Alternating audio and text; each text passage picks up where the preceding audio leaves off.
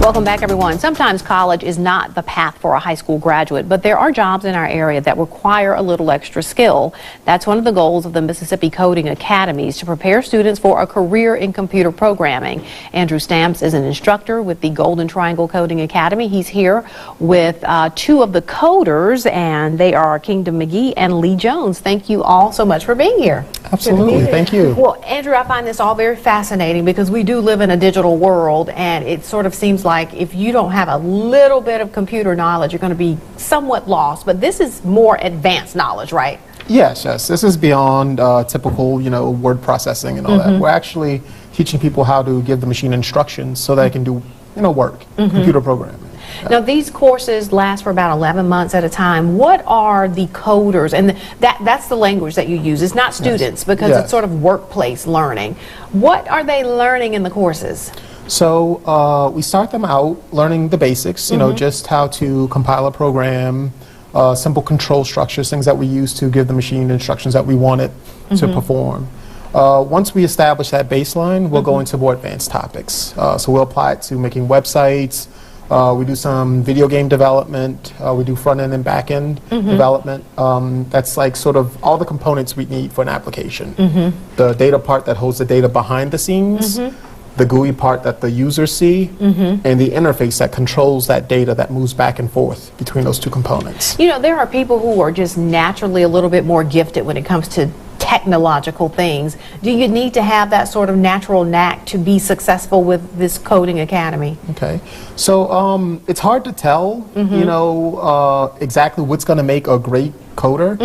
A general interest and creativity are very important, but the skill can be taught to anyone, like math and English. Okay. But just like those subjects, some people will take to those more naturally than others.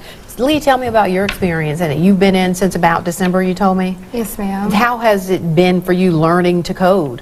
It's come to me kind of naturally. I do have a passion for it. The curriculum is very good, learning how to build our own games and applications, seeing how a simple calculator is developed. So it's been really interesting for me. Kingdom, what about for you? Oh, yes, ma'am. It's been a very inducing experience. I've learned so much about the everyday objects that I use every day, from a voice application to video games, like my cohort said. So what's your goal after this class? What do you plan to do with everything that you've learned? Or what can you go out and do?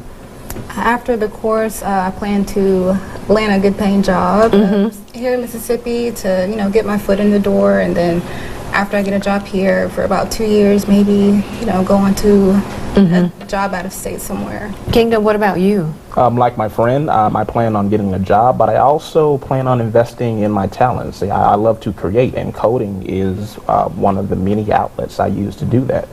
So I hope to fund my own projects pretty soon. As we mentioned, Andrew, coming into the segment, the college environment is not for everyone. This is a wonderful alternative for someone who, like Lee says, she sort of has a natural knack for this. This is a great route for them to take, isn't it? I think so. For those who might not be able to go to college for various reasons, this could still present a very good career for you. And if you give us 11 months of your time, we can give you a new skill that you can take anywhere in the world. So tell us about the classes, how long they last, where they're held, all of that. Okay, so we're at the Columbus Municipal Building on MacArthur Road. That's our temporary home. We're looking for a new location. Okay. But as long as we're there, we're going to be there until at least 2019. We have a new class starting in June next month. Okay. So anyone who's interested can sign up now. Okay. But it mirrors the typical workday. So students come in the morning around 8. We code. There's an hour for lunch, a few breaks, dispersed throughout, and at the end of the day, around 3:30, we dismiss them. They go home and back to their lives, and we do it again. And we have weekends off. It's to model the typical, coding environment. Yes. Well, there's the number on your screen. More information if you want to get involved in the Coding Academy here in the Golden Triangle, 889-98.